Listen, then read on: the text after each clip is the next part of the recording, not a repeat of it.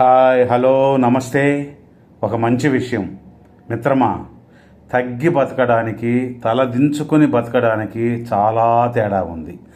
అదేంటో తెలుసుకున్న రోజు నీ జీవితానికి ఒక అర్థం ఉంటుంది.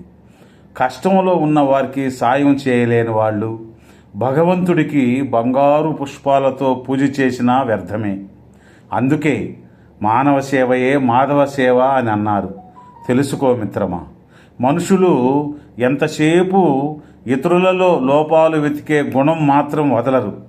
ఎందుకంటే కోకిలతో నువ్వు నల్లగా లేకుండా ఉంటే ఎంత బాగుండేదానివో అని, సముద్రాన్ని చూచి నువ్వు ఉప్పుగా లేకపోతే ఎంత బాగుండునో అని, గులాబీలో నీకిలా ముళ్ళు లేకుండా ఉంటే ఎంత బాగుండేదానివో అని, అలాగా ఇతరులతో తప్పులు లోపాలు వెతకకుండా ఉండే గుణం ఉంటే మనిషి కూడా చాలా అందంగా ఉండేవాడు కదా.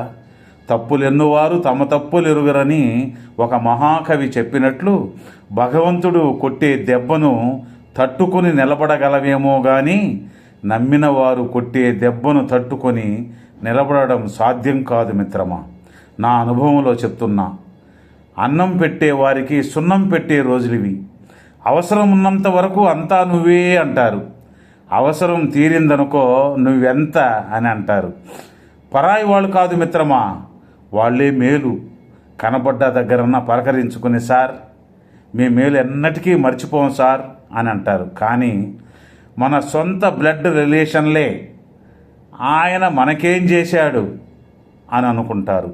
ఇది కూడా నా అనుభవమే. కొన్ని ఎమోషన్స్కి మాటలు లేవు, కన్నీళ్ళే సమాధానం.